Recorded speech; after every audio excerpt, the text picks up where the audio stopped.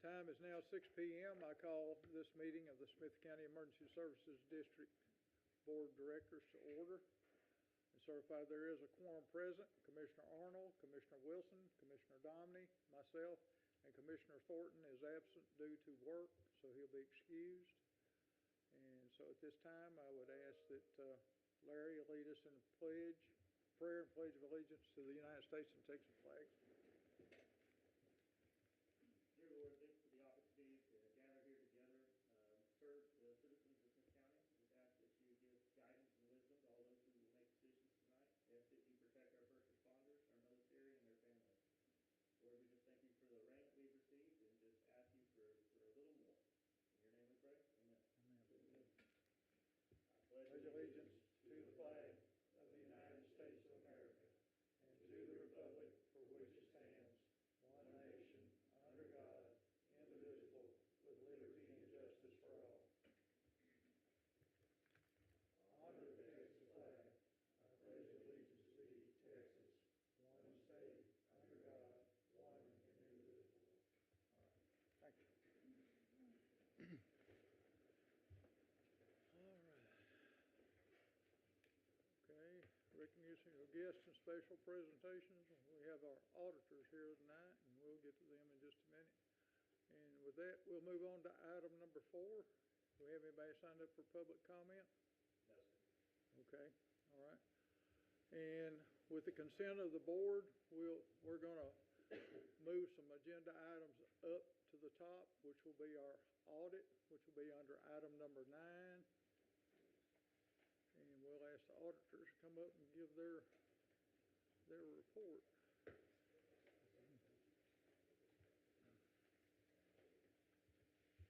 Good evening. I want to thank the board for allowing us to come out and present the financial audit. And I want to thank Mr. Keith for his big help. So everybody should have this blue report in front of them. In the beginning of or in the front of the report, there should be 2 loose letters. So these 2 letters are letters from the accounting firm to the board and to management. The first letter is what we call the communication letter. And so this letter is mainly generic language, but I will mention that on the second page. Middle of the second page, it does mention some estimates that's used for the financial statements, such as slides for depreciation, and do some estimates that's related to pension from the TCDRS. And then the second paragraph to the bottom of that page is 1 sentence long. It basically says we encountered no significant difficulties in dealing with management relating to the performance of the audit. So that's good language you want to see. The other letter is what we call the internal control letter, and I'll just allow the board to read that letter on your own. So if you want to look at the audit report, the blue binder, I'm just going to go over some of the highlights. So on page 1, so page 1 kind of looks like this. It's on our letterhead, so it doesn't actually have a page number. So this is, on this page, it gives our opinion on the financial statements. So it's that first sentence in the second paragraph. It says, in our opinion, the company financial statements present fairly in all material respects. So that's going to be the exact language that you want to see. This is the best opinion that we can give the district. If you want to move to page 11. So the district, being a governmental entity, has 2 different sets of financial statements. So on page 11 is the statement of net position, and this is kind of acts like a balance sheet that a company would use. It includes all the long-term items, such as the capital assets and the long-term debt. So just going over a few numbers on this financial statement. The total assets for the district is about $47.2 million, and then for liabilities, the total liabilities is about $4.9 million. And overall, the district has a total net position, that's on that bottom row there, of about 44.1 million. And then if you move to page 16, so on page 16, this is the statement of revenue, expenditures, and changes of fund balance. And this is part of the second set of financials. And basically, this is going to be more closely to what the numbers you guys would be looking at when you're doing your budgets. So this particular financial statement, the expenditures includes like the payments for the long-term debt and the capital outlay, which would be part of the balance sheet on the other set of financials. So this includes the general fund and the capital funds. So the total revenues for all the funds is about 26.8 million, and then the total expenditures is about 28.5 million. And on that very last row there, you can see the fund balance for the year is about 26.2 million. And I'm just going to mention that right under expenditures, you got that other section that's highlighted in bold. It says other financing sources. So that just kind of shows you the transfers that's coming out of the general fund to the capital fund. So if you want to move to page 29. So on page 29 is the footnote for capital assets.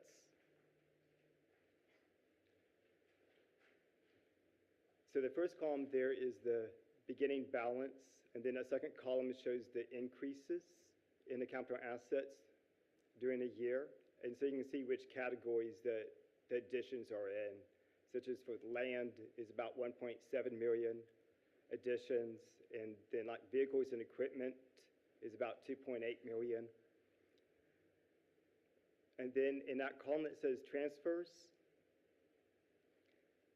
that is relating to the construction in progress that was completed during the year, and it's showing that it's got shifted over to the buildings and vehicles and equipment.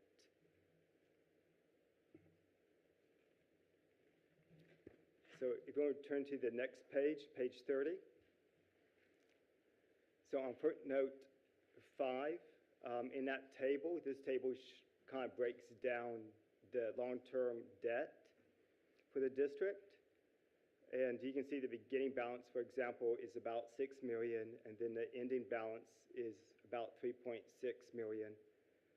And this looks odd, so I thought I would just mention it.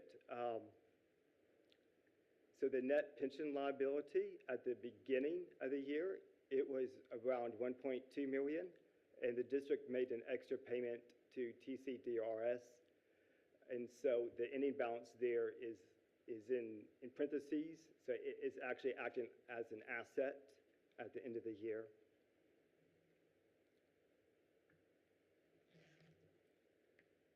So that basically concludes everything I was going to go over relating to the financial report. If there's any questions, I'll try to answer them before I move on to the other two reports.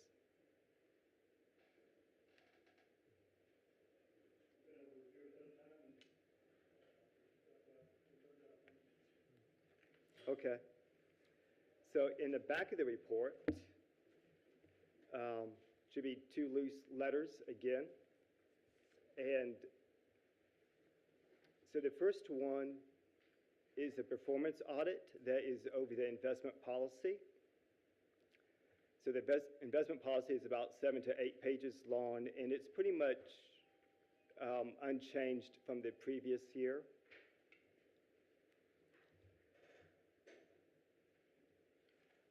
So we basically go through procedures and comparing the investment policy to see the district was adhering to the investment policy.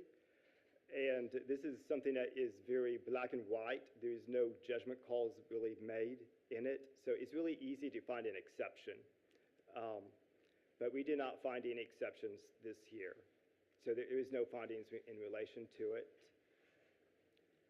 And then the other letter is our agreed upon procedures, and that is over the financial the investment report at 9/30/25, and again, we are looking at the investment report and making sure that all the information on there is correct, and we look at the investment policy to see, to make sure that the investment report has everything it's supposed to have in it. And so, again, this is something that is rather detailed, and it's kind of easy to find an exception, but this year we did not find any exceptions in relation to it.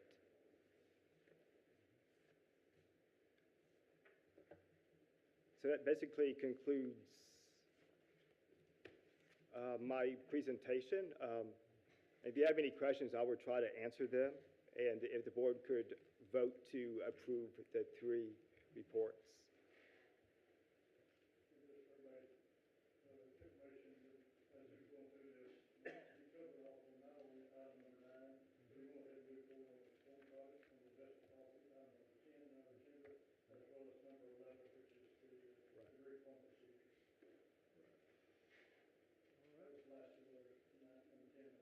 Yeah, 10, 11, right. Yeah, so, all right, number 9, I guess we need to approve the audit as presented. And staff recommends that we approve it. So I would entertain a motion to that I'll make a effect. motion that we accept the annual audit report and approve that, and the staff senior accountant be authorized to sign the approved form, and the staff, executive director, senior accountant, and the board treasurer all be authorized to sign the management representation letter. Okay, have a motion by Commissioner Dommy, have a second? Have a second by Commissioner Arnold. Any other question or discussion? Everybody did a fantastic job. So this audit is the best you can get, that's what I understand. So kudos to everybody. So, all right, with that being said, all those in favor signify by saying aye. Aye. Any opposed, say nay. And that motion carries. All right. I'll go ahead and take the opportunity to thank staff as well. It's not often that you can go through audit with no findings at all. So great. Yep. Great accomplishment. Yep. All right. Item 10 is a performance audit on the investment policy. Discuss, consider, and take action related to the presentation of the annual performance audit and investment policy for fiscal year 2025, Squires and Company, to present the annual performance audit report. So, I guess we've already done that, haven't we? Yes, sir. Okay. That was that first letter in the back they presented. There was no findings in that one as well. So again, a good, great job to staff for their performance overall. With that, I'd make the motion that we would adopt the annual performance audit on the investment policy and approve that the board treasurer and the staff executive director be authorized to sign the management representation letter. Okay. Have a motion by Commissioner Dommy. Have a second? Second. Have a second by Commissioner Arnold. Any other question or discussion? Hearing none, all those in favor signify by saying aye. Aye. Any opposed, say nay, and that motion carries. Item 11, agreed upon procedures performed on the investment report. Staff recommends that the agreed upon procedures over the investment report be approved, and that the board treasurer and staff executive director be authorized to sign the management representation letter. I'll entertain a motion on that. So made. So made by Commissioner Arnold. Have a second? Second by Commissioner Wilson. Any other question or discussion? Hearing none, all those in favor signify by saying aye. Aye. Any opposed, say nay. And that motion carries. Thank you, gentlemen. Okay. All right. And now we'll go back to item number 5, as soon as I can get to it. This will be our consent agenda. Discuss and consider taking necessary action related to the payment of accounts, bills, invoices, payroll, requests for reimbursement, requests for other payments, transfer of funds, and amendments. Under 5.1, that's the ratification of our bills that have already been paid in the amount of $311,125.11.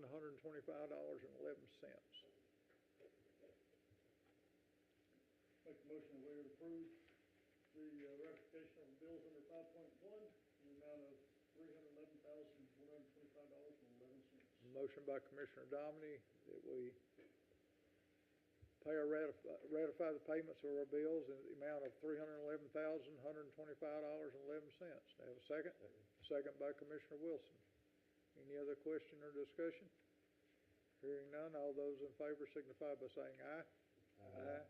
Any opposed, say nay, and that motion carries. 5.2, payment of our bills in the amount of $1,131,751.82, which that includes 2 payrolls. Make a motion, we pay our bills in a total of $1,131,751.82. Motion by Commissioner Arnold, we pay our bills in the amount of $1,131,751.82. Do I have a second? Second by Commissioner Wilson. Any other question or discussion? Hearing none, all those in favor signify by saying aye. Aye. Any opposed, say nay, and that motion carries. 5.3, our district credit card payments in the amount of $17,619.23. I make a motion, we approve our credit card bills in the amount of $17,619.23. I have a motion by Commissioner Domley to pay our credit card bills in the amount of $17,619.33. I have a second? Second. Second by Commissioner Arnold. Any other question or discussion? Hearing none, all those in favor signify by saying aye. Aye. Any opposed, say nay, and that motion carries. Contract payments. Commissioner, This is our, there's an error on the total. I wanted which to one? correct that on 5.4, contract payments. Oh, is there? Okay. Yes, sir. The accurate number should be $73,400.72.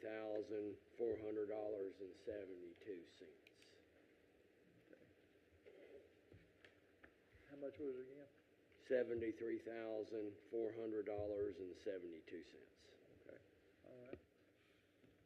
All right. So, our contract payments is for insurance and stipends, and like I said, in the amount of $73,400.72. Entertain a motion on that. So made. Who made it? You made, okay. Okay, have a motion by Commissioner Dominy. Have a second? Second. Second by Commissioner Arnold. That we pay our bills in the amount of, our contract payments in the amount of $73,400.72. Any other question or discussion? Hearing none, all those in favor signify by saying aye. Aye. Any opposed, say nay, and that motion carries. Had one urgent purchase for a repair on one of the trucks in the amount of $6,597.50. Make a motion, we approve the urgent repair for the engine 280 in the amount of $6,597.50. Okay, do I have a second? Second. Second by Commissioner Wilson. All right, any other question or discussion? If not, all those in favor signify by saying aye. Aye. Any opposed, say nay, and that motion carries. Item 5.7 is our pre-approved payments for Blue Cross Blue Shield and our phones, and there's no action to be taken on that one. So, and that total amount will be $107,084.50. Item number 6 will be approval of the minutes of the Board of Commissioners on April 27th, 2026. And I've reviewed those minutes. They recommend or make a motion that they be approved as submitted for the Board of Commissioners meeting on April 27th, 2026. I have a motion by Commissioner Domley that we approve the minutes as submitted for the board meeting on April 27th, 2026. Do I have a second? Second. Second by Commissioner Arnold. Any other question or discussion? Hearing none, all those in favor signify by saying aye. Aye. Any opposed, say nay, and that motion carries. Item 7, Executive Director's Administrative and Financial Report. Thank you, Commissioners. As always, I will focus on a few highlights. You have received the written report. And the first item that I would like to highlight is in regards to the new recruitment effort that has been every day now for the 9-10 hours there are interviews flowing in building 2, and I think tomorrow is the last day, so I think by the end of it they will have interviewed more than 60 people. That's about 54. 54 people, and everything I hear is that there are a great pool of candidates. So I don't want to steal too much of the thunder from Chief and Sherry here, so let me just say that the goal is to have conditional offers extended in late May and have people on board sometime early to mid-June. And then we should really start to see overtime go down pretty dramatically. It has already come down, but even more so once that is done. Switching over to the financial part, if you recall, over the past several months, I've been saying that the sales tax revenue is trending pretty similar to what we have budgeted, and that is still true. And we have been slightly bit below budget in the past because of this one taxpayer which did not show up this year but paid a lot of tax last year.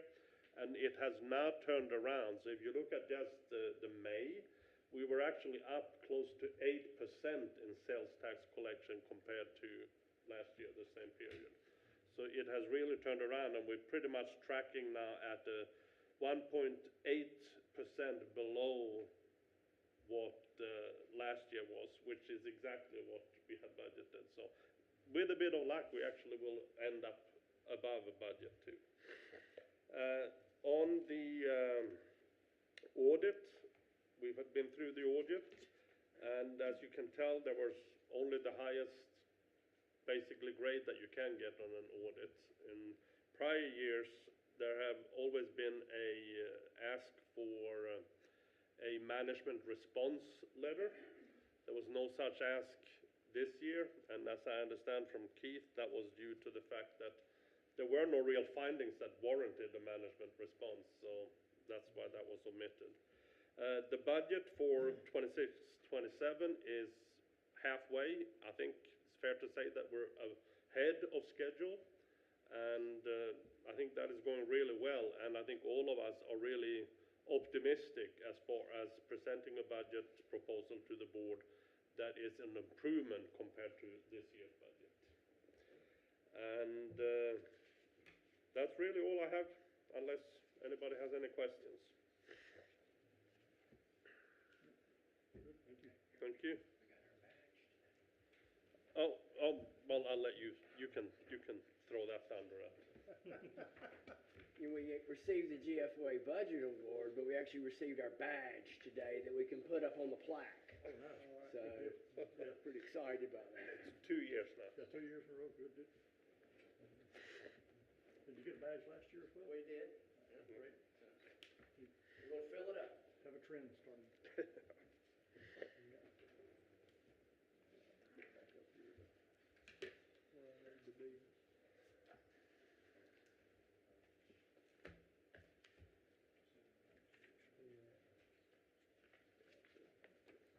All right, that was 7.1, and under 7.2. And so, may I speak? Yes. Okay. We received a registered letter from the City of Tyler concerning a parcel of 8.8 acres where they would like to annex that property. It is almost, I would say, inside the city limits. It's off Old Bullard Road. It's the plan on developing it in... Oh, pardon me, Old Noonday Road, that's it. And they plan on developing some single-family housing there. And as per legal advice, command staff with Chief Greaser inspected the property and formed an opinion whether or not they think that the City of Tyler could provide as good or better service to that particular property. And since the City of Tyler fire station is very close by, the conclusion from command staff was that the City of Tyler probably could provide a better than what we could, considering the proximity of the station. So We have no reservation from staff in allowing the city of Tyler to annex this property, especially not once you do a rough calculation what the best case tax revenue could be from this property once it's fully developed, if it's fully developed. And you're talking about an amount of money in the neighborhood between 5 to 10,000, depending on your assumptions from this tax revenue, and that is, in the big scheme of things, not really material to the district, especially not with the responsibility of having to provide service to that. So our recommendation is that the board approves the resolution that is attached and that we have with us and grant City of Tyler's annexation of this property. Do we need to read that resolution? Do we need to read the resolution? Or I don't believe it okay. needs to be read. It'll be public for anyone who'd like a copy. Okay, all right. Chief, I was gonna ask you, so there's a row of new houses right along the old road, and then you cut that new road in, and there's that land back behind it is what they're talking about? Yes, and so it's surrounded already by City of Tyler. Yeah, It's definitely it's- within their ETJ. Yeah. And under the House bill, there's no service gap that could be identified here. The water system's close by, so Yeah. it doesn't, we don't really have a case to be made for a service gap. Yeah, so, yeah, adjacent to the southwest of it is just a big pasture, and then across the street still ours, but, Yes. yeah, okay.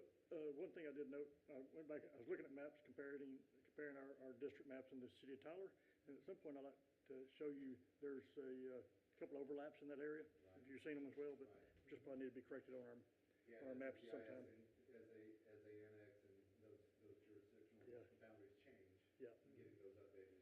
okay. So they're taking the road as well?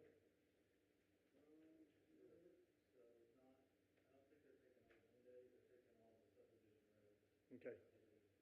Because there is another road where they annexed in the housing, but the actual road itself they didn't annex in. So we got a couple of roads into the housing additions that, it's just, yeah, it They just makes it. they just run down the edge of the highway until they can turn into the subdivision. Yeah. So if the car wreck is in the Road is ours. property, Yeah. oh, The city of Tyler. Yeah. I mean, that's the messy piece of that. Yeah. Okay. Thank you. All right. I would entertain a motion to approve that resolution, or whatever the board would like to do. I'll make the motion that the board approve the city of Tyler's annexation of the approximate 8.88 acre tract identified in the city of Tyler ordinance number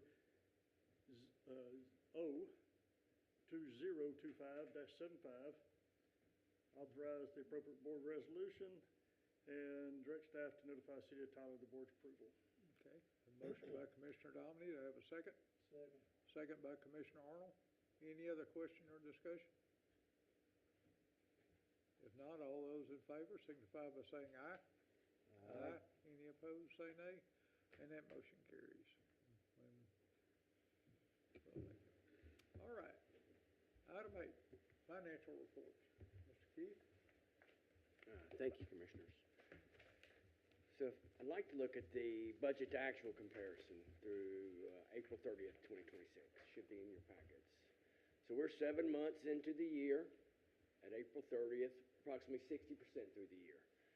And so far, there's really been no surprises. Our property tax, it's at 93%, but we plan on getting that remaining 7% before the end of the year. Eric already highlighted the sales tax. I will point out, under TIFMAS income, we have a lot more income recorded this month than we did the previous month. And just to kind of give you an update, there's a delay from when we ask for it, it gets approved, usually it's about 3 to 4 months when it gets approved. And then there's even another 30, 60 days before the cash we receive it. So that can be 6 months turnaround on something like that. But next month, we'll even see more revenue recorded because they're really working hard to get that sorted out. Compensation, our salaries, we're at 60%, which is right in line with where we are for the year, 7 months in. total personnel costs, we're at 59%, where we should be. There's a few deficits we're going to have, as I mentioned before. We're going to have a deficit in workers' comp. But last June, we received the dividends from Texas Mutual, which were $140,000. Now, I don't know what we're going to receive this year, but we should be getting those dividends around June. And I'll share with the board when we get those. But that hopefully should offset any deficit in workers' comp. And also, just for FY27, we've changed the recipe on how we budget for workers' comp as well. So we will hopefully anticipate seeing any deficits in workers' comp in FY27. Overall, again, there's really no surprises. There's a few deficits, but most of those relating to tidying up some purchase orders and or just small amounts overall. I can answer any questions if the board has any. No, we don't see anything material, but Right. Any, Mike? Okay, thank you, Keith. Thank you. All right, we did 9, 10, and 11, so now we can go with number 12. Director of Human Resources report. Good evening, Commissioners. Before you is my HR report. We did have 2 new hires in the month of May. Elizabeth, or Liz Castillo, she transitioned to our Administrative Support Specialist. And then our Facilities Maintenance Technician, Brian Parker. Is he here tonight? Okay, I didn't think so. So it's great to have those positions filled. Currently, as we talked about previously, we're in a firefighter hiring process. We had a total of 89 applications that were qualified. We actually had 104 applications, but 89 were qualified applicants. After the physical agility and the written test, we had 54 applications that we are currently interviewing through right now. We've been doing that for the last 3 days, and then today, and then tomorrow we will conclude those interviews. And then the chief interviews should be next week. So it's been a good process. It's been really filled days, I will say. So if you have any questions on that. How many open positions do we have, Sherry? You know exactly? We have 6 open 6 positions and 9 that we're filling. Okay.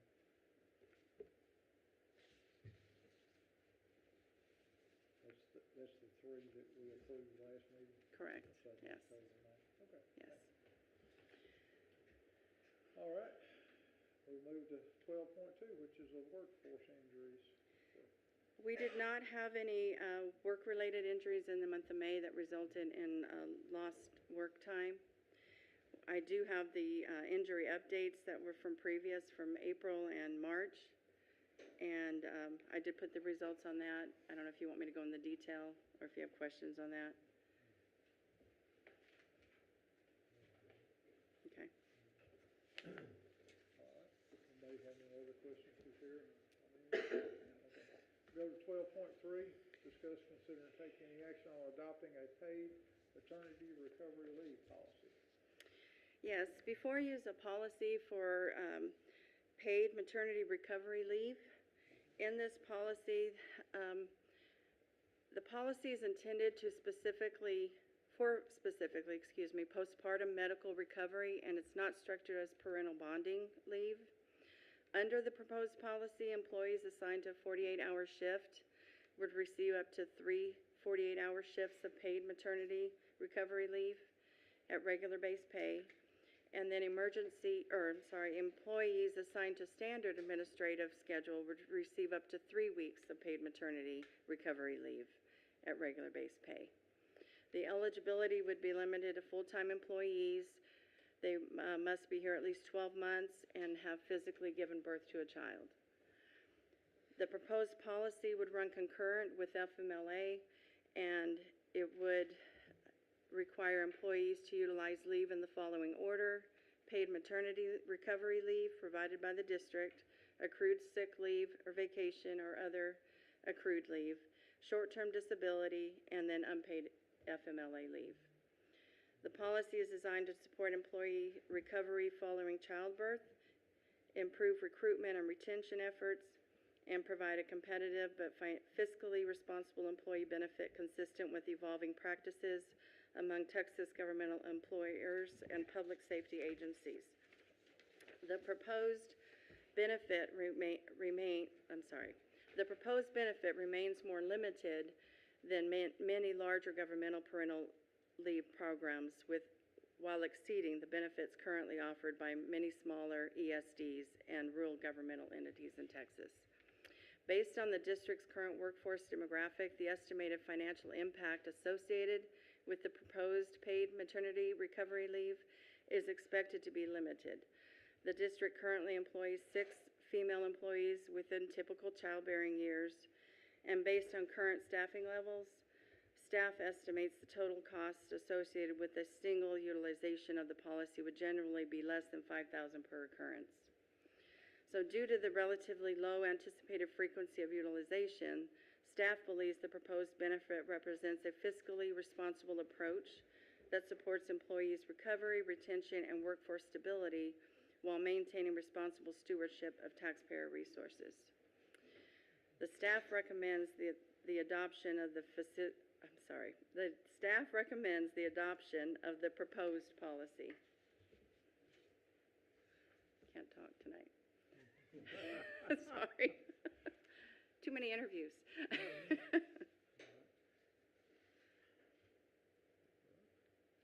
So, I mean, to summarize, this is not a policy that will place the district at the very top in terms of benefits. No. It would not be in the very bottom of benefits either. It would be rather in the middle. And we had no previous policy on this. No, we have not. So this sets a standard for us. It does. FMLA. And due to current circumstances, we figured there was about time to put this policy in place.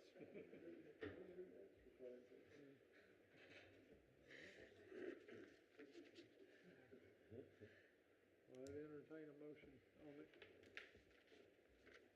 make a motion that we adopt the proposed paid maternity recovery leave policy. Okay, have a motion by Commissioner Arnold. Do I have a second? Second. A second by Commissioner Wilson. Is there any other question or discussion?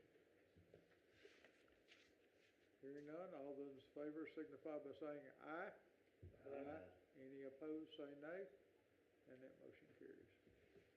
All right. Thank you. Item 13, Community Outreach Coordinator. Good evening. Okay, I'm going to go a little out of order, start with our community events. I really have to thank all of our crews because we were loaded down with PR events the last several weeks with end of school year events, church events, everything that was taking place. They did a fantastic job managing all of those. In addition to CAD training, we had an event, more than one event every week for the last several weeks. We had HOA meetings, and we got to talk about the new boat that's coming over to Lake Tyler in conjunction with that one that we already have on Lake Palestine, which also, I got a fun little text message from one of our former HOA members at a different HOA meeting we attended, and they saw the boat out patrolling over the holiday weekend and just wanted to express their thanks for being able to see that out there, and it was very comforting. So it was nice to get that feedback from those relationships that we've built.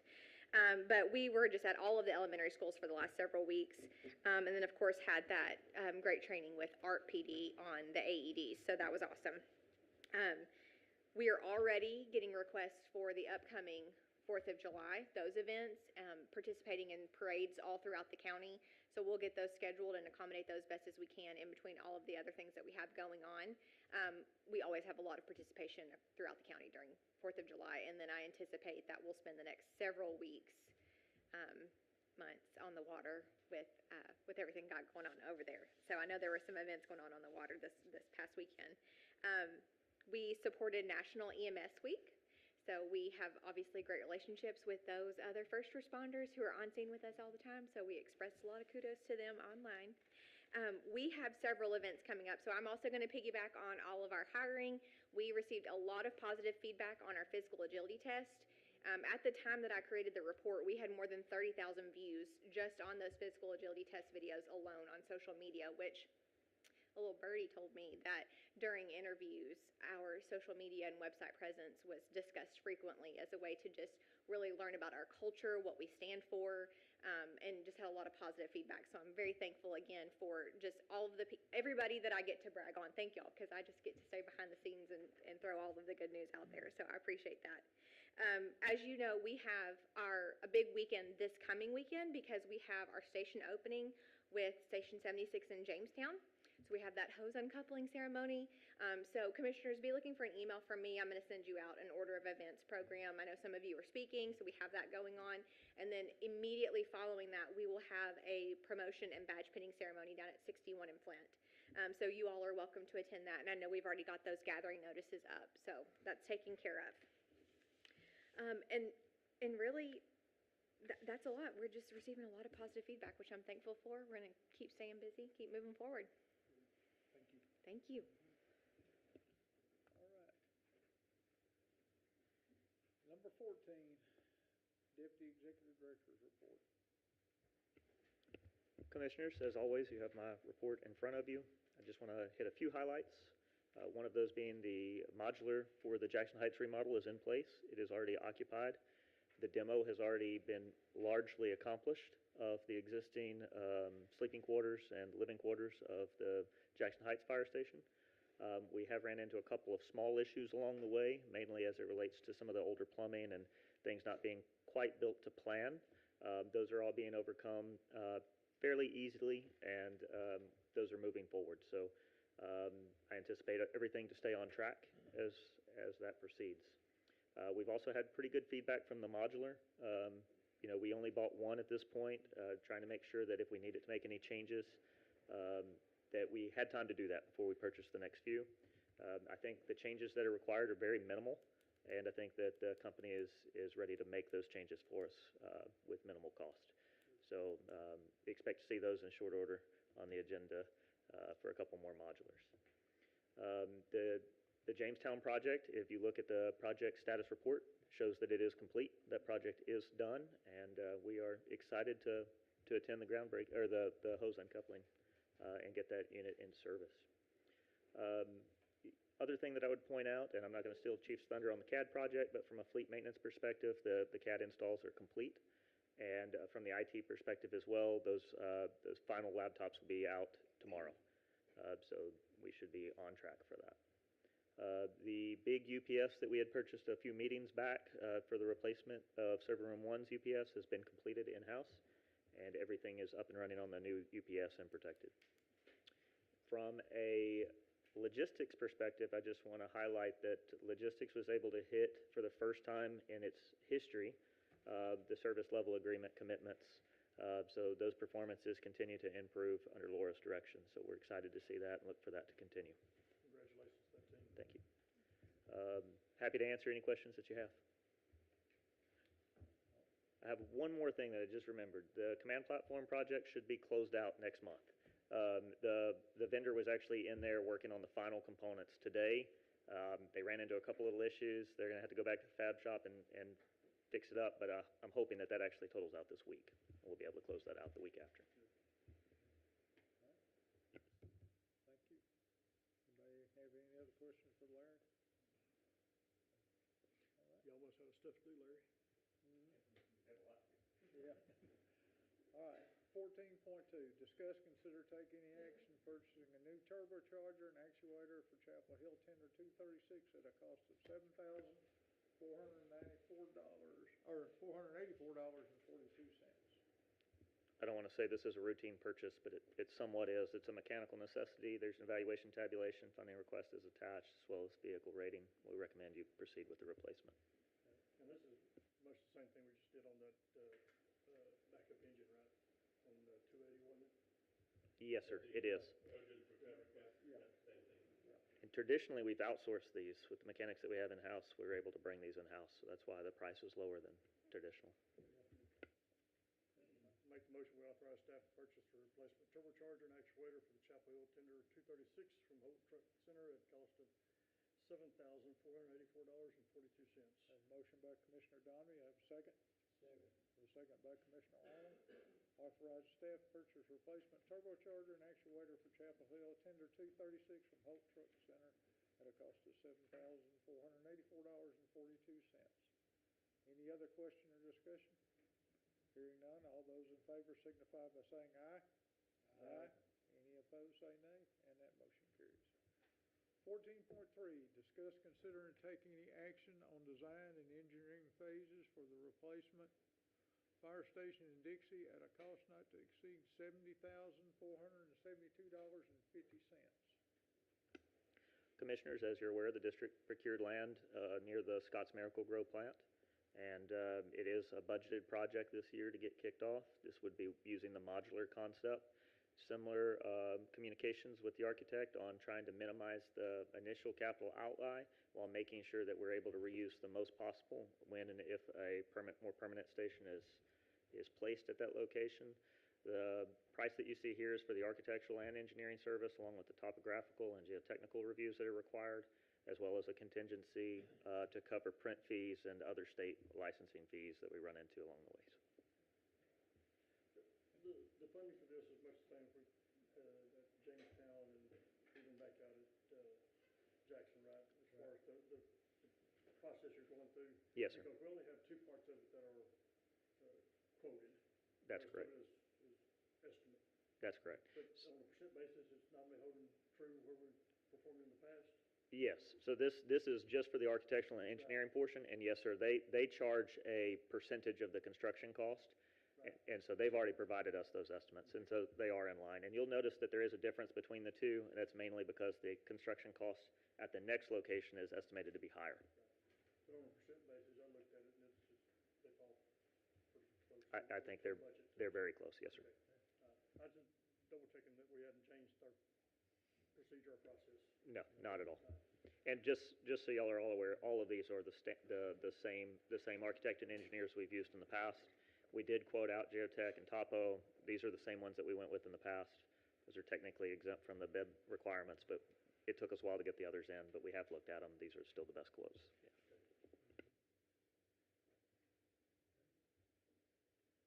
I would entertain a motion on that. I'll make the motion that we approve phase one of the Station 71 replacement project number 26003, including the topographical survey, geotechnical investigation, architectural design services at cost not to exceed $70,472.50. Okay, have a motion by Commissioner Donahue, have a second? Second. Second by Commissioner Wilson. Any other question or discussion? Hearing none, all those in favor signify by saying aye. Aye. Any opposed, say nay, and that motion carries. Okay, 14.4. It's basically the same, except for approve the purchase of Station 26 replacement project, including the topographic survey, geotechnical investigation, architectural design services at a cost not to exceed $104,000.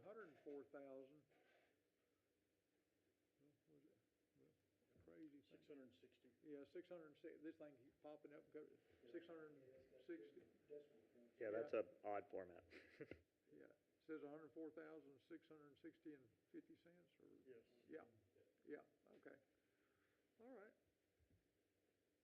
So, Larry, take off on that, or?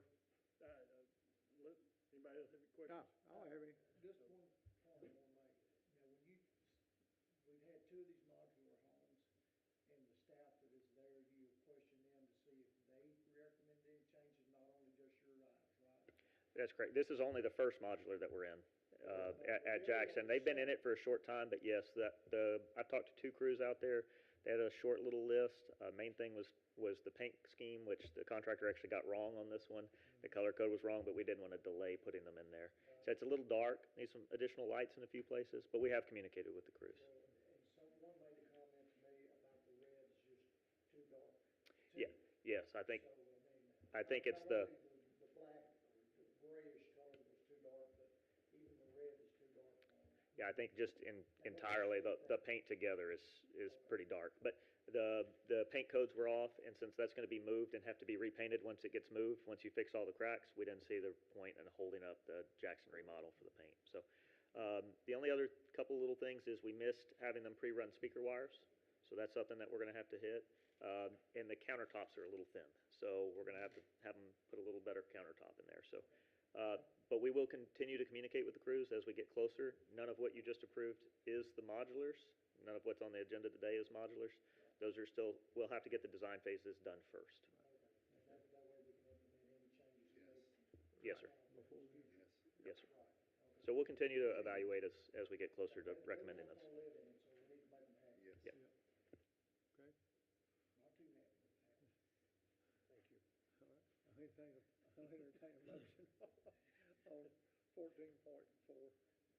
I make the motion we approve phase one of the Station 26 replacement project number 26004, including the topographic survey, geotechnical investigation, architectural design services, the cost not to exceed $104,660.50. Motion by Commissioner Donnie, have a second? Second. Second by Commissioner Arnold. Any other question or discussion? Hearing none, all those in favor signify by saying aye. Aye. Any opposed, say nay, and that motion carries. 14.5, discuss, consider, and take action on the material handling for fleet complex project not to exceed $19,341.58.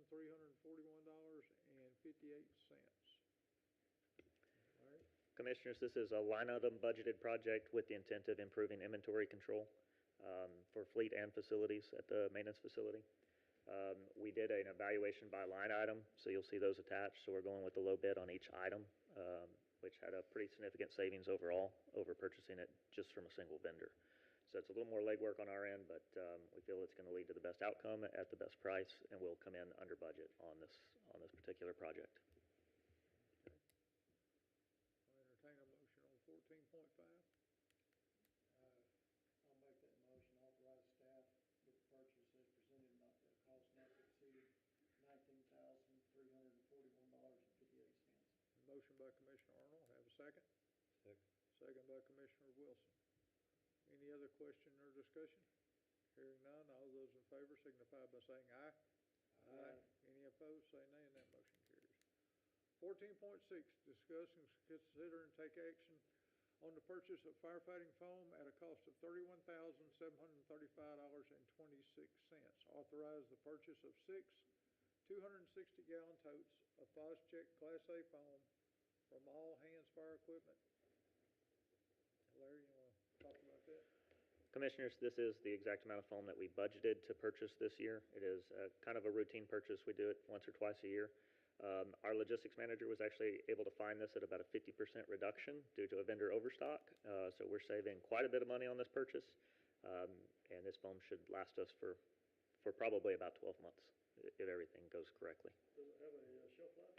It does not at this point. So, and where we're maintaining it keeps it in climate control, so. Is there value in increasing the quantity purchased and take advantage of that savings? We can evaluate that. If you'd like to authorize additional, I don't know how many the vendor has in stock. I would assume that they have more. But if the board would like to authorize a specific amount, we could certainly put that in other locations. We'll have the locations to store it, so. I mean, if we're buying it for normally half price, then. It is a really good deal, and I think around 60,000 is, let me check where we're at. Let me check where we're at in funding I requests. know Laura did the research and checked with even the manufacturer to see what that pricing looked like, and basically was told that's probably a gold price for you. Like, if you can obtain it at that price, you should go with it. The manufacturer vouch for the. Correct. For the How sale. much Direct do we sale have versus budgeted for? through the vendor. We have another 29,000 available in budget. 50 is what we budgeted? I think so. Yeah, 64 was budgeted, 64? yes. I'm gonna make the motion that we authorize the purchase of 6 260-gallon totes of Fosgate Class A foam, but also to pursue any additional up to the budgeted amount of $64,000. Thank you, sir. Okay. A motion by Commissioner Dodd, Second. second by Commissioner Arnold. Any other question or discussion? Hearing none, all those in favor signify by saying aye. Aye. Any opposed, say nay, and that motion carries. All right.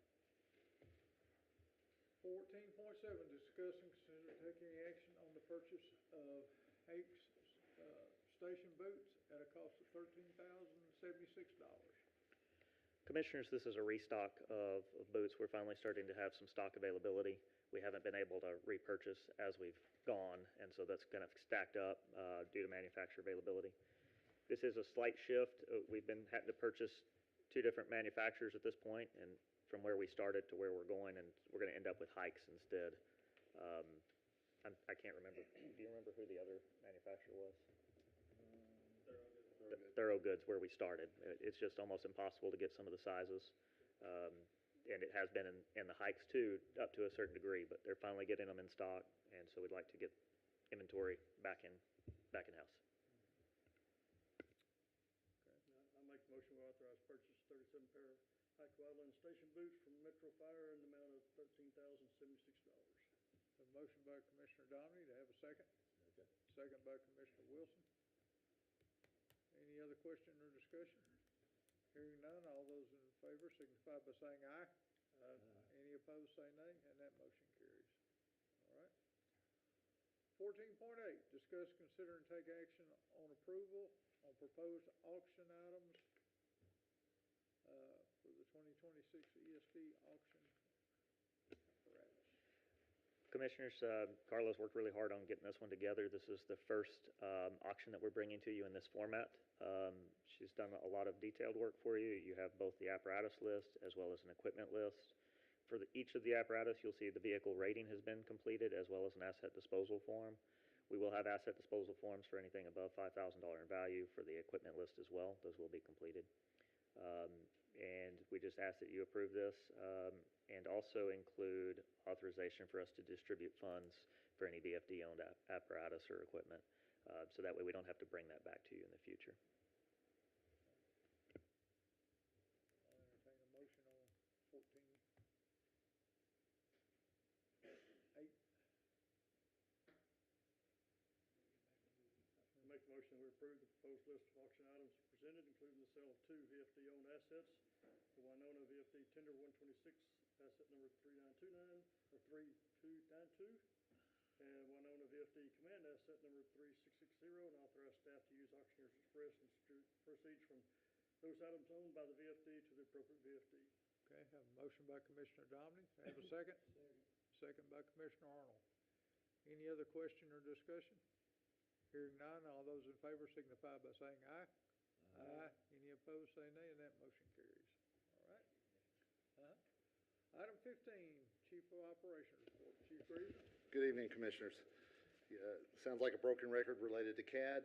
CAD has been this ongoing project for about the entire time I've been here. So extremely excited to announce that on the conference call today with all the stakeholders and with Motorola, including Smith County Sheriff's Office, it looks like we're going live tomorrow at 2 p.m. So we thought that maybe we would have been live today. There was a little pushback based on the holiday being the day before and who was in office and things like that. So we anticipate by our next meeting to have an update on how the last month has gone in terms of the CAD and the system. We did kudos to Chief Smith and working with Motorola on some live training that took place. We utilized the City Center and White House, and we're able to rotate crews through there. Great collaboration between all of the different agencies, including Lindell and White House, to get those crews rotated around and share services just exactly how the CAD is supposed to happen. In addition to our VFDs picking up the gaps that we created in moving resources and doing those live training events. Very useful. We're able to decipher how the CAD will work both in a computer setting in the truck and the tablets that will be running the direct CAD in an application, if you will, like almost like CAD Lite. So the upside, and when you think about what it really does, we're no longer operating without the two-way communications coming from the CAD in terms of critical information sharing that the dispatcher is in in receipt of and in typing those notes. If we don't have that two-way, then you're lacking that information as it's happening very dynamically. Some of it extremely critical to the incident and incident management. So we're excited about that. We're excited about all of the emergency response modeling that's been created and how that will interact with the CAD. Dispatchers being able to notify the VFDs and the districts and also the resources that will initially take the call and the runs right out of the gate. So we anticipate that, like anything with a major change, there'll be some bumps in the road we're certain of. We know that some of the dispatchers have a concern about this or that. It's different. It's change, and it'll be change for all of us. All of us as we embrace the change and as we work through it and the hiccups that might occur. But I feel very confident, having watched this process unfold along the way, that we're going to do very good work for the county to share these resources across the county. So exciting times for that, and tomorrow at 2 p.m., the analogy of flip the switch is kind of the plan on how this will go. So dispatch is prepared and IT's on point. We're making sure that the AVLs and the trucks are ready to go and locate the equipment. And so really exciting times and just good collaboration between all the agencies involved with this project. So I'm excited to get that one up and running. Chief, we're going to assume that everything goes spectacular tomorrow at 2 p.m., but my assumption is we do have a fallback, right? Oh, for sure. Yeah, for sure. And you got to remember that although it sounds like new CAD, this CAD is the existing CAD. We're just turning on the fire module to it. So we're adding to what's already in place. So all of the existing legacy things will still be in place. We've been operating in a practice mode and a live mode, and that's been part of our challenge, because unlike buying a brand new CAD from a different vendor where you would just build the entire system and then turn it on, we're actually augmenting the CAD that's in place. So it's Motorola is still involved. Their development team is on standby, so we're pretty sure that we're a go and things will run smoothly. I wouldn't say there wouldn't be any hiccups, but I anticipate no major challenges to turn the switch tomorrow. What additional training did our guys have to have? So all of the training that they did was really just working in the environment on the computers on the truck. So we utilized the computers that will be actually on the truck in that training, and we also utilized the tablets that we already have, which will have, if you just think about it like an app, those tablets will run the Flex mobile app, which basically gives you that visibility of the CAD and those notes that come from that. So we'll be able to do some silent en route things, so where the crew basically utilizes the computer and goes en route. So there'll be some changes for all of us. I do a lot of listening to the radio traffic, so some of that will change as you go to some of the silent modes. And we'll have to go to our devices and look and monitor from there. Is everything good out in the rural areas with the reception on the tablets and everything? Have you had any? You could certainly have some pockets where you lose temporarily, and that's the upside is that it's going to, as soon as it can get a persistent signal, it's persistently looking for that signal, and we'll put it back in place. The fallback to that too is if they can't go closest due, they have the response modeling to still dispatch what's necessary on the run card. Yep, all of that. Oh, and we're still going to be on the radio. So when I said silent en route, that doesn't mean that we're not going to have dispatch procedures over the radio. They still have to alert the district, alert the station, and all those good things. Additional information on the computer that they didn't say. Sure. That could have happened in between the time the alert on the radio happened and the time that you got in the truck. Remember, all that's dynamic, and they might still be on the phone with the caller. Alert out as fast as you can. Yep. Get route. Yep. Try to update them as you go. Yep. Okay, so is some of our volunteers been trained on? They have, sir. Yes, we had several that participated with us. Because they might catch that second call when we're Yep. out. Yeah, but But, so, just a little bit more clarity here, nothing goes away with Response Master, it's still up and running, it's still gonna receive the one-way push, all of those things, and we're still using that for reporting, so all of that's still in place, so even more redundancy there. Pagers are still in place, rapid notification is the new piece to it, but, so we've just gained, we haven't taken anything away. You got the module in there that was supposed to be in there to start. 20 years ago, as you know. So I'm excited to get that one going. I know it will improve the efficiencies and effectiveness for the district and really help us come up to modern times in public response. So excited about that. I know our dispatchers, once they inherit the change and kind of get things figured out, change is uncomfortable, but we'll get there.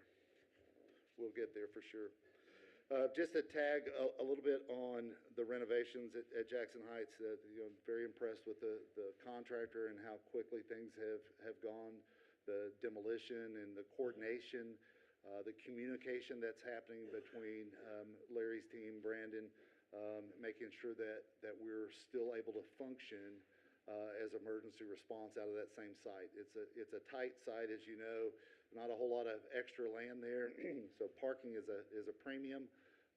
Making sure that we're making provisions for emergency response at all times, and that's we've got the back end tore up, getting ready for concrete to come around the backside, so fuel tanks and being able to fuel on site, dumpsters. I mean, it's a tight site, but I'm very pleased with what the contractor is doing to work with us.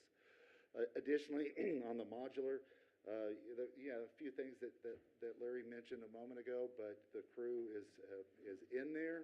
The space is adequate for us, and it's comfortable. So definitely pleased with that. I've seen renovations where it wasn't this comfortable. This is nice for us, and things are moving along.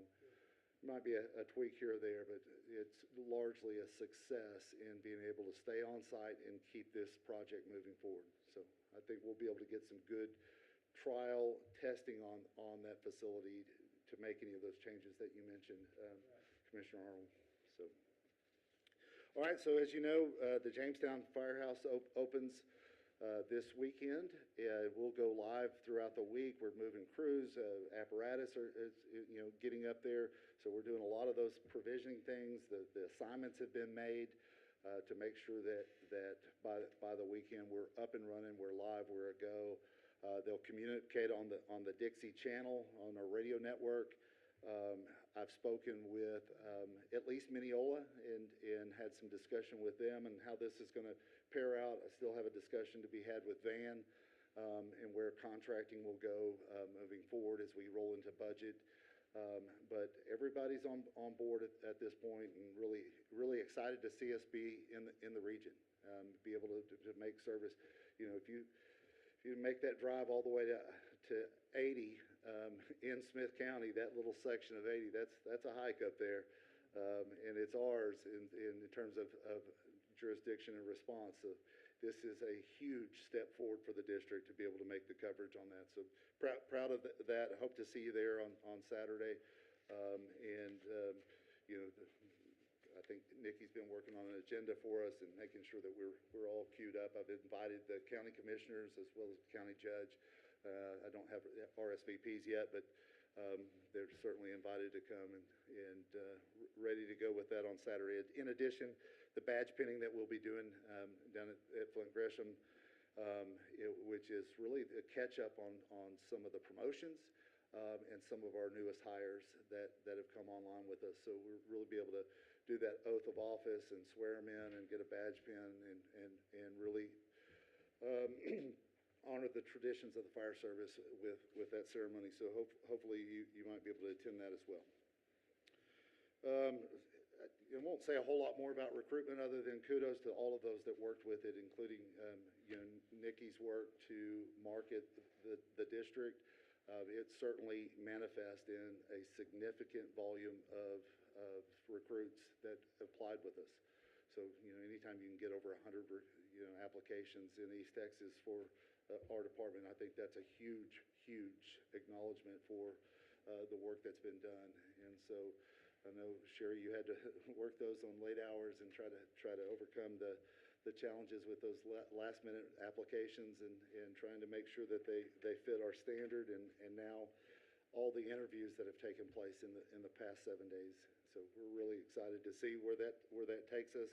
But just another comment about that, a lot of comments amongst these recruits about the district and the positive work that we've done. They've taken notice of that across the state of Texas, and I hear that from conferences and things of that nature myself. So kudos to all of you for the work that you've done to promote us and get us to where we're at in terms of service delivery, the things that we've done in wildland, the things that we're doing with our VFDs. We've made a lot of good work. Facility walkthroughs, we accomplished 42 of those, hydrants at 47. We ran 917 calls, and we've been trending right at 1,000 calls per month. So I anticipate that we'll break 12,000 this year, especially as the summer months, the volume goes up just a little bit. So we anticipate a breaking a record number of 12,000 for the district. I said in there that TIFMAS was a dynamic situation, and we've had deployments that have come and gone, and they keep getting requests. As you know, the Panhandle went burning again, and then we even had the Texas Task Force mobilizations for water rescues, and really the state's just trying to posture those resources and make sure that we don't get behind the curve, and we appreciate that, especially if we needed those here in East Texas to support our operations. Commissioners, that's the large highlights of the report. In addition, we had some heavy equipment operator courses that took place in several other classes that have been unfolding over the last 30 days since we last met. Happy to answer any questions that you might have for me. What's the status on the second boat? It hasn't gone to production. We've done a virtual online webinar kind of thing with the manufacturer. I think it's supposed to go under production in the June timeframe, June-July timeframe. So, and it normally takes about 30 to 45 days to get the completion on the factory. So I'm anticipating, and we've asked that question just a week or so ago, to get the announcement of when it will go under production now. Anybody else have any questions for Chief? No. Okay. And the next deal is discuss, consider, and take any necessary action on adoption of the Smith County Hazard Mitigation Plan. So Commissioners, I'll start off with that and just recognize Chief Smith as just graduated from TJC with his degree in emergency management. He's collaborated, and part of his capstone was with Smith County Emergency Management, Brandon Moore. So he got a lot of stake in this project and working collaboratively with all the stakeholders to get this ready to go. You've had an opportunity to read the executive summary related to that. I see no reason that it puts the district at any disadvantage. It really is procedural to keep us in line with the federal mandate to establish those plans. But Chief Smith's here and available to answer any questions that you might have in further. If I just may add too, that the resolution that is attached has actually been prepared by council, and he actually made a few modifications compared to what the resolution was originally proposed, because as I understand it, you've seen several of your clients have the same request, so. Several other Smith County entities that are also buying in, there is a mandate. There's not a tremendous amount of choice we have here, but we made just a couple of minor tweaks that I think will be acceptable on all ends. So it's been through legal review and no gigantic commitments are made by the district in this regard. So there are a few, and there was some word in there that says that we are committed to achieving the goals set out, meaning there are going to be some expenditures associated with this.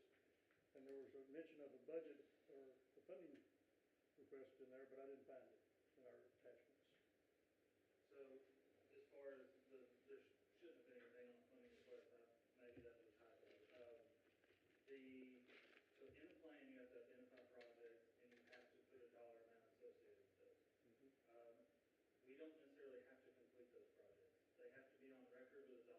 associated, so that if there's ever a grant that becomes available, we are eligible to apply for that grant. But we're not penalized or anything if we don't do any of the projects. There's really nothing that says that we have to do them at all. The county, however, has to have one of these plans in place, because it does affect federal dollars coming into the county. From loans to all the things, USDA stuff. And now it is a requirement that anybody who participates in the development of the plan also has to adopt it. So here we are. This is actually the first time that we've ever really had a seat at the table completely. So, I think that was a good thing, but as far as actual commitments, it doesn't commit us to do anything. Yeah, section 17 sets out that expectation that we will participate and do it.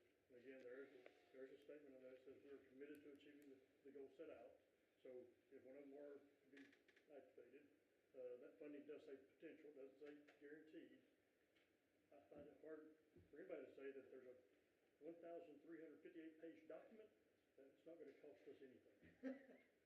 There's gonna be some expenses to it, and that's what, so are we, by adopting it, and I'm gonna turn to our attorney, are we making a financial commitment?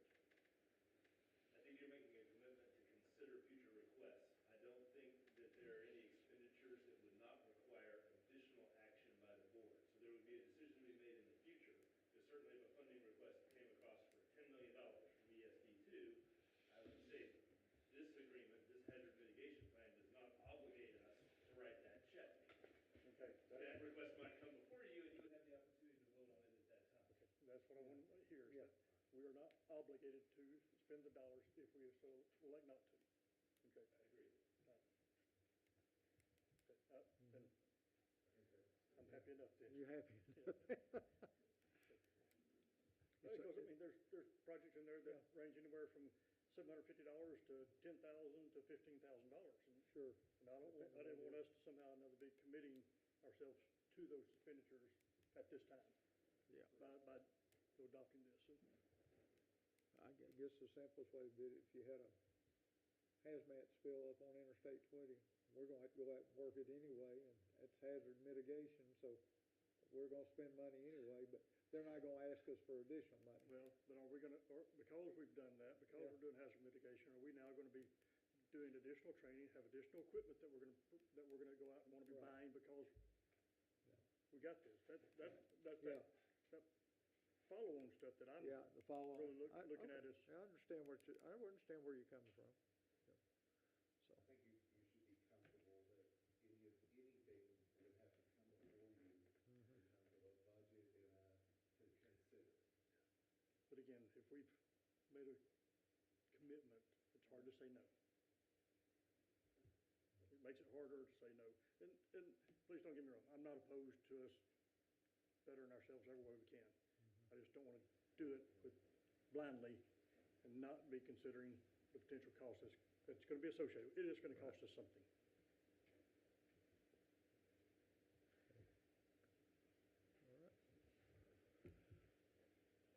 So with that, I'll make the motion that we adopt the Smith County Hazard Mitigation Plan 2026 update and approve the associated resolution authorizing participation by Smith County Emergency Service District Number 2. Okay. Motion by Commissioner Domingue. You have a second? Second. Second by Commissioner Arnold. Is there any other question or discussion?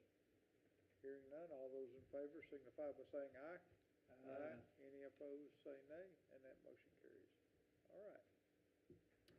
Item 16, discuss and consider and take any necessary action on fire chiefs presenting and discussing issues with the board for future action. Art. All right, good evening, Commissioners. You have our April report in front of you. Our call volume is staying low. It's been low the last few months. We're staying mid-30s, so that's a good thing. Our people are staying home and their vehicles are staying in the station. We had 4 people go to Rusk County for a 2-day tender operations class. We provided our tender also for that. They did a bunch of stuff with it, from flowing water to drafting, and our truck did very well on that. It had been to the shop recently, so this is kind of a good test for it. One of our members just got hired on full-time at Jacksonville Fire Department. So he's been busy onboarding and training there. And one of my other members started EMT back in November, was scheduled to finish in March. Well, that was about the same time his wife had a baby. So luckily the school put a pause on his class for a couple weeks. He was able to go back and finish the class, and then he passed his certification test a couple weeks ago. So now he's fully certified on the fire and the EMS side. So he'll probably be looking for a job here pretty soon. We'll be happy to answer any questions about ARP. You said Wayne got hired on in Jacksonville. Is he gonna be still a volunteer at ARP? Does he still live in the area? I think he lives behind the White House station. He's been kind of splitting time between us and White House. So he's still going to be around. Yes. Did he apply?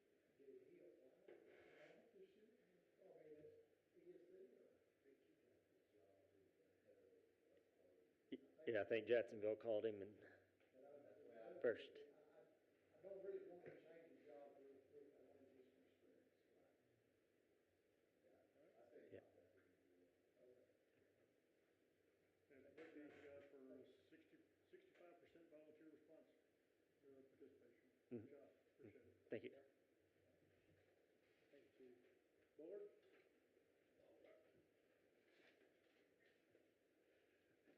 Good evening. I just got back from College Station, picking up our grant trailer. If anybody's so interested, the brand new tow vehicle is sitting out there. The trailer is sitting out there in all of its glory. So if you're bored, you want to go look at a red pickup truck, it's sitting there. Quite a day. We're making great progress towards this new wildland asset. We just got done speaking about the hazard mitigation plan. Here's an improvement that is one of the commitments that is very boldly printed in the hazard mitigation plan out there. How do we keep handling wildland fires? So we're doing this. Right now, the price tag at Bullard is about $210,000 that we've invested to make this come to fruition. 95,000 of that was through grant money from the state, but the other came out of the liquidation of assets and some donors that we had. So we very much appreciate the community supporting us and understanding where we're going. I'm working with Texas Forestry Service, trying to get heavy equipment operator class, trying to get wildland firefighter 1 class. I know, in the county we've been struggling to get these kind of classes. We know that funding is short and that we're prioritizing funding for those that are there full time. We had a couple people that had applied, I think, for the same heavy equipment operator class up at Red River, but we had already committed funds for the ESD employees. We understand. So we're working to try to bring that class here, working with Chief Clanton to try to get that. We may end up using the newly purchased property down in Bullard to do some of the heavy equipment rodeo. So this is definitely a collaborative effort, and we appreciate this continued forward path. On the continuing the collaboration. Sorry, I had to write this as I was sitting back there because I wanted to make sure I got all these. The stresses that's put on our firefighters, and we heard, the overtime budget, we can look at the roster and we see the curtailing. Maintaining, everybody in the right headspace during these heightened times is difficult. And what I want to offer is we have certified structural firefighter EMTs at almost all of our departments. And we know that kind of recently there was a trade day, a cash swap that had to happen so a guy could get time off.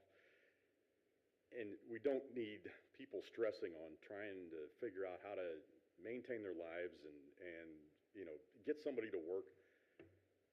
If we can somehow figure out how to fill these slots without creating so much stress, that's what I'm putting on the table.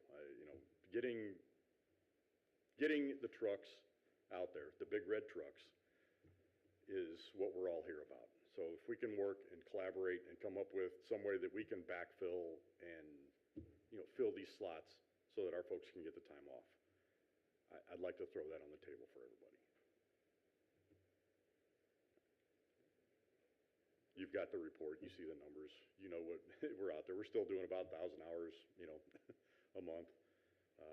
I think I figured it up, we were at like 34 12-hour shifts. So if we can reposition some of that to help you guys, to help our career firefighters, I'm willing to do that. Chief. Chapel Hill, Chief Peterson.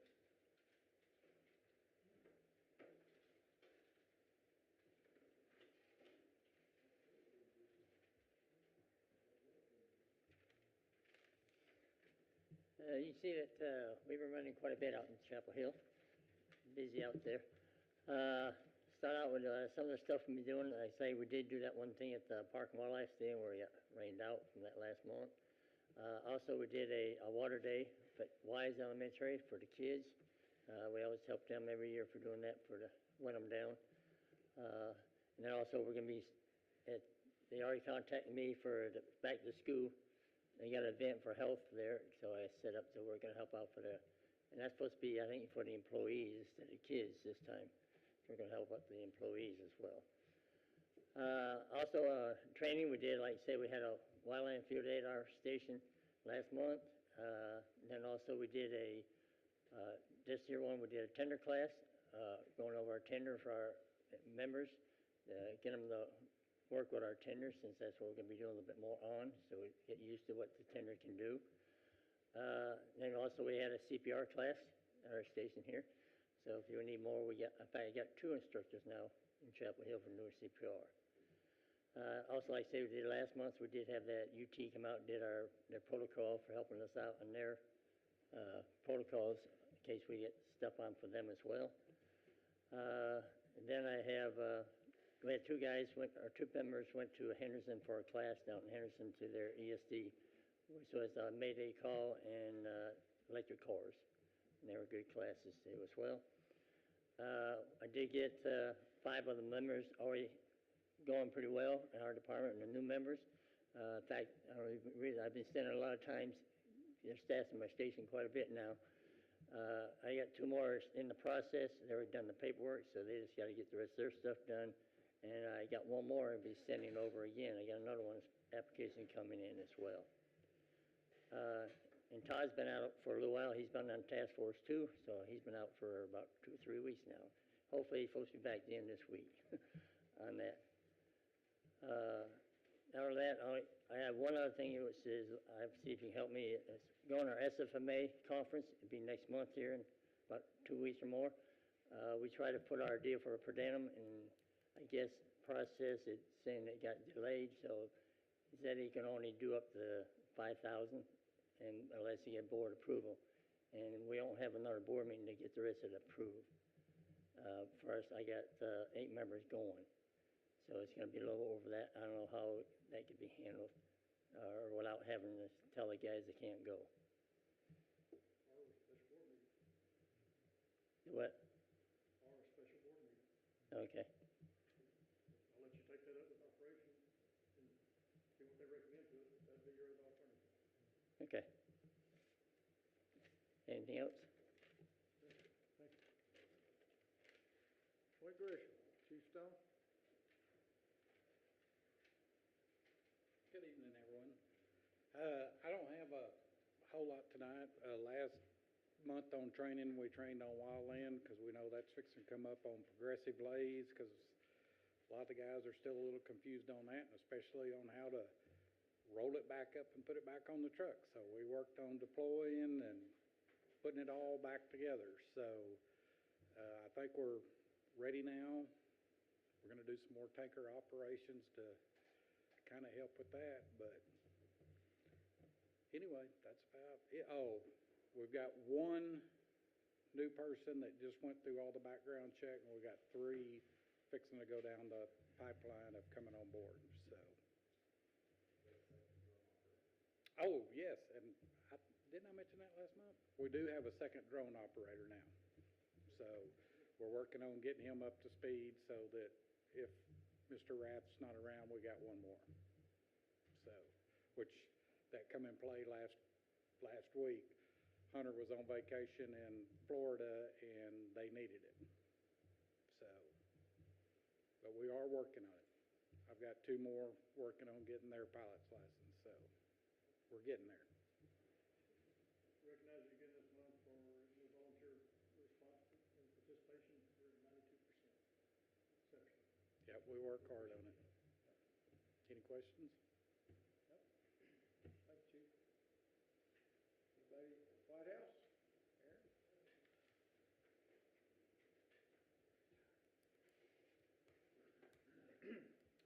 Good evening. So it's got a couple things. Firstly, we had several participate at the CAD training. I think that went very well. We had probably roughly about 5 members attend a 511 PR event. We had 2 members staff the boat on Lake Tyler for Memorial Day weekend. We have 22 6-hour rosterings events so far. We have 2 new potential members, and then we have 1 more we just got this weekend. So I hope that goes well. And then we have 1 member who graduated EMT school, and I will take my national registry soon. So, and I'm happy to answer any questions that y'all may have. How long were y'all out on the lake each day? I think we went the first day to really run the boat, make sure, get all the kinks out. We were there probably 4 hours. And then the next day we were out there for probably 6 hours, 5 hours, something like that. Yes, sir. You want to recognize you for your volunteer response with 86% participation. Thank you. Yes, sir. Anybody here from Line On? No. Okay. All right.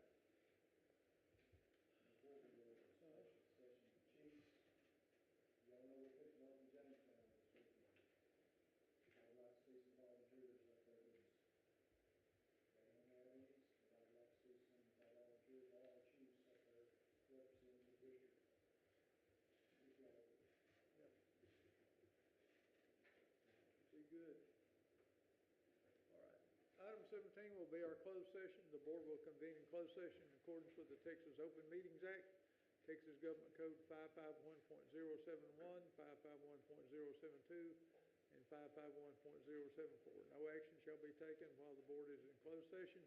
Any final action, final decision, or final vote shall be taken after the board reconvenes in open session. And we will be in closed session at 7:33.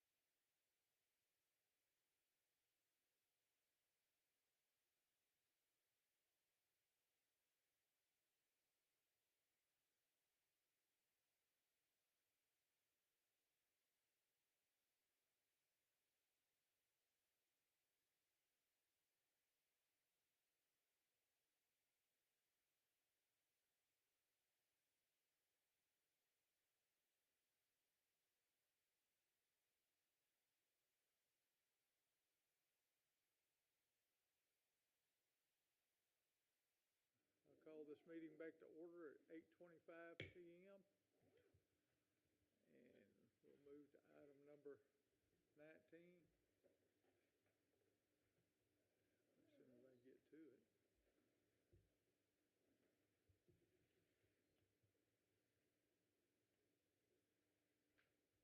Discuss and take any necessary action on personnel authority delegation policy as presented.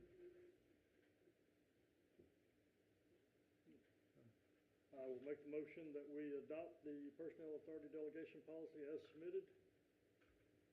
Okay, have a motion by Commissioner Dominic. We adopt the personnel authority delegation policy as presented. Have a second? Second. Second by Commissioner Arnold. Any other question or discussion? Hearing none, all those in favor signify by saying aye. Aye. Any opposed, say nay, and that motion carries. All right. Item 20, remarks by presiding officer and/or board members, information updates, items to be placed on future agendas and future meeting dates, times, and/or locations. You have anything, Brent? Just thank everybody for services, for the long weekend I know that everybody had, and, but just the continued growth and advancement of our organization. It takes all of us, and happy to be part of it, and really proud of the accomplishment that y'all all brought to the table for us. Thank you very much. Yep. Anything, sir? Mac? Looking forward to the new budget year.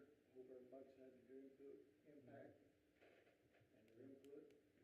Yep. So we know exactly what we're needing out here. Yep. And I just tag on to that.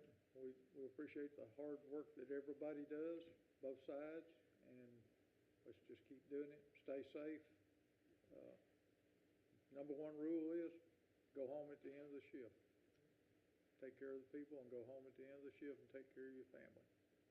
So, with that,